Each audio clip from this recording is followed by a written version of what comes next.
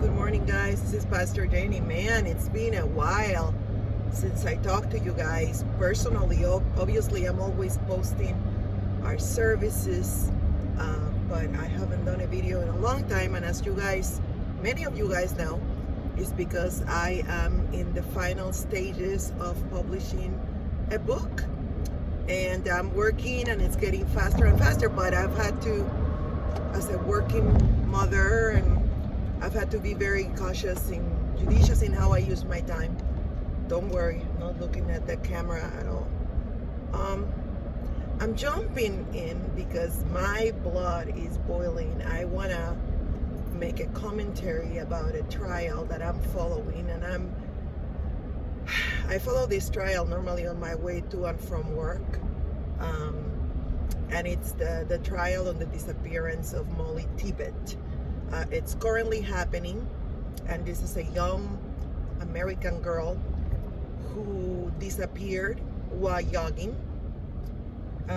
whose alleged murderer is a Hispanic guy by the name of Christian Rivera, I think. And man, my blood is boiling. That's why I had to jump into this video, though I had promised myself that I wasn't going to record another live video until I was done with my book. But I had to jump in, and the reason I had to jump in is because I am indignant. As a Hispanic living in the United States legally, I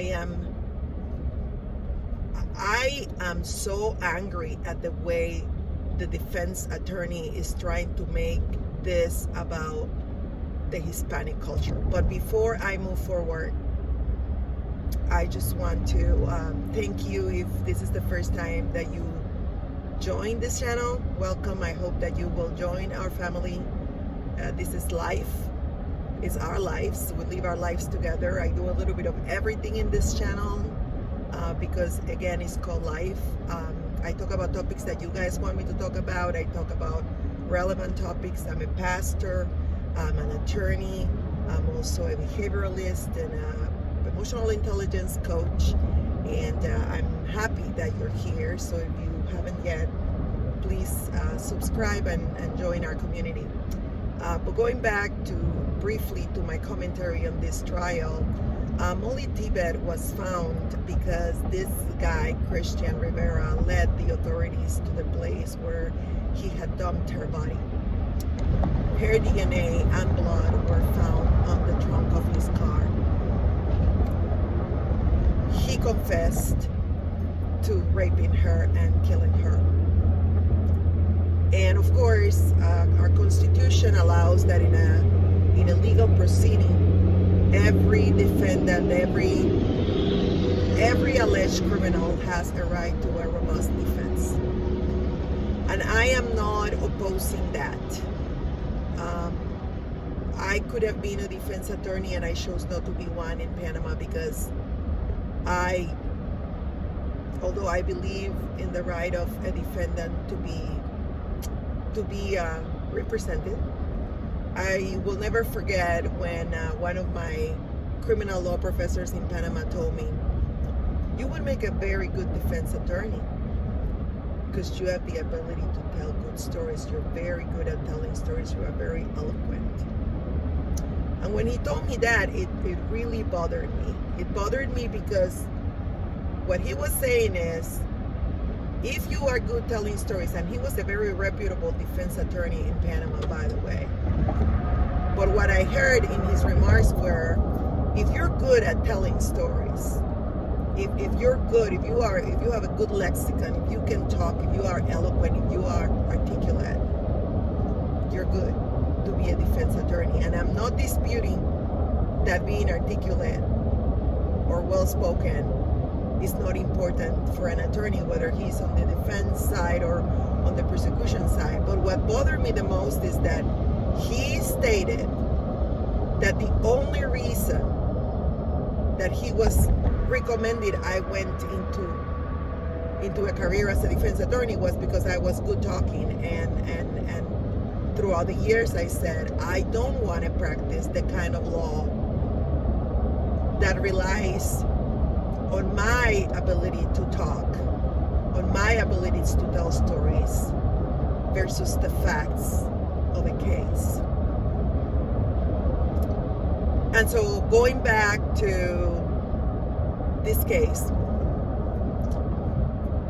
the attorney, and granted, she's doing as much as the judge allows her to do. And she is asking questions about, do Hispanics, the oldest of every family, has to support her family, and I'm the oldest of my family. Do Hispanics buy homes for the family? Is it common for them to send money? And I bought my mom a house in Panama, and I send money to my mom. But the reason I'm furious is because she's making talk to them about a quinceañera where he met the woman that used to be with him and with whom he had a daughter. And I had a 15 años for my daughter, which is the way we call it in Panama. We call it 15 años, but essentially it's a quinceañera.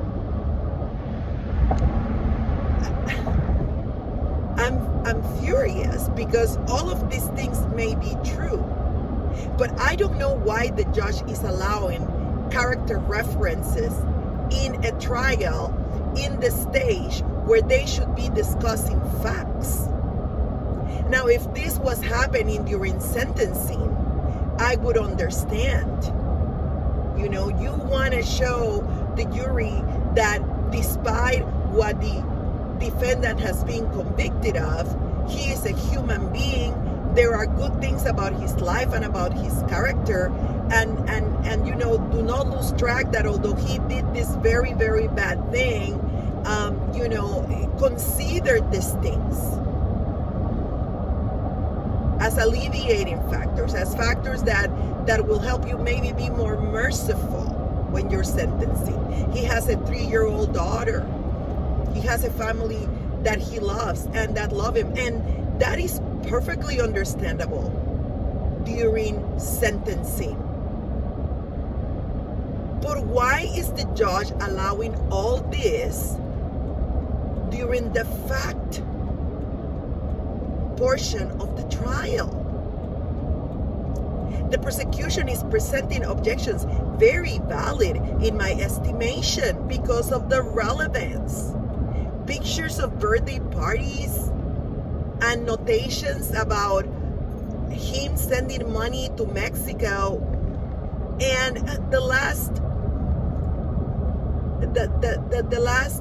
testimony that I heard is when they're interviewing the woman that used to be with him, and that she asked him if he knows the guy that was Mollie Tibbets' boyfriend, apparently a cousin of him, know him during high school. And she asked this lady, what do you know about Delton Black? And she replies, well, we all think he's a racist. And she goes, no further questions.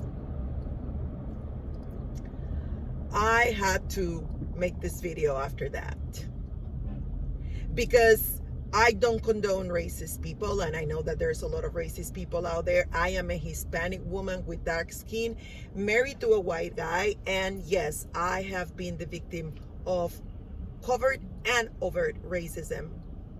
But this case has nothing to do with racism.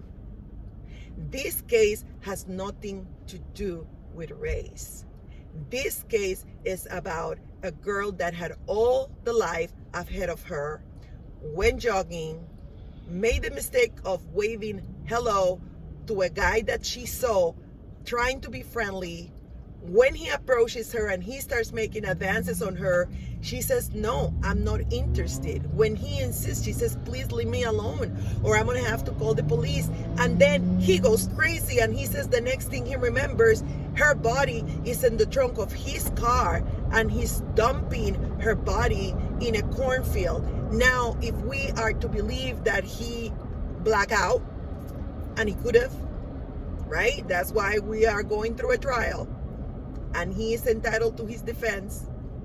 But let's imagine that he blacked out. How did she get raped? How did she get stabbed, I think 15 to 17 times? How did she lost her life? And if he didn't do any of these things, why did he not immediately call the police? Why did he dump her body in a cornfield? And why did he wait until the body was virtually decomposed and he was in hot waters with the authorities because they had narrowed him as one of the most important witnesses or person of interest? Why did he wait until that to confess? And incidentally, if he had nothing to do, why did he let the police to where he dumped her body? And why, when he was asked by authorities if he was responsible, why was his answer, well, I brought you here, right? I didn't. The defense is trying very hard to do two things. One, establish that his confession was false, and she got away with deleting portions of his confessions, not all of it. And shame on the authorities that didn't read him his Miranda rights from the get-go. These are the type of technicalities that allow criminals to walk free. And unfortunately, these are the type of technicalities that can violate someone's rights. So I am in agreement that the portions of his confession that were given before he was read his Miranda rights need to be deleted. But there's a lot of things that he said after his Miranda rights were written. There's plenty of DNA evidence. And there's plenty of admissions on his part that demonstrate, in my humble estimation, that he did this. And as a Hispanic, living in the United States legally, I am offended that she is painting this guy as one of us.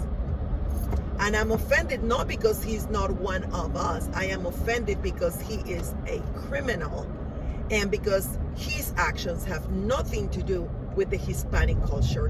His actions have nothing to do with Hispanic families being close knits and with Hispanic oldest children taking care of their families and helping them to build houses. His actions have nothing to do with that and everything to do with the fact that he killed and raped an innocent lady that went out for a jog. I'm gonna leave it at this. By the way, guys, I love jogging. And I jog with my sister and I jog with my son. And lately, my sister has been too busy to jog and my son he's 13 and he has not had the energy to get out of bed super early, which is when I can jog because I work full time.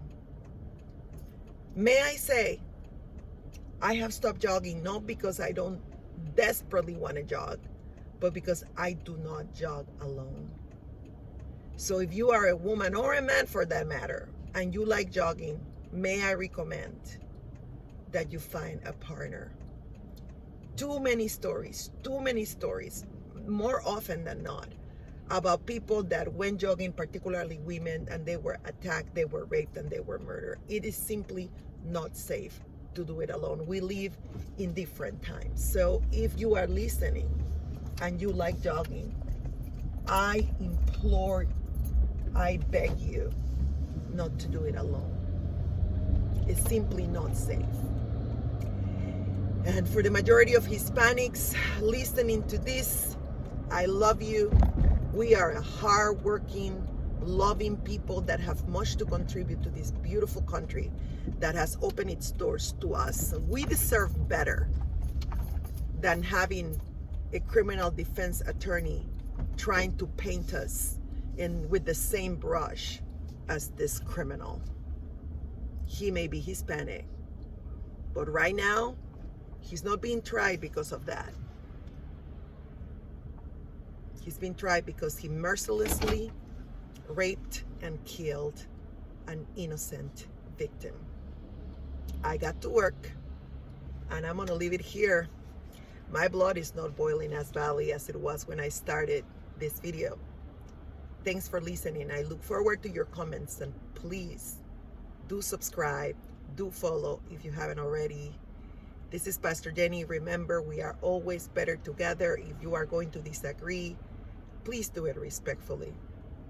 I love you guys very much, and I'll see you on the other side. This was Pastor Jenny. Bye-bye.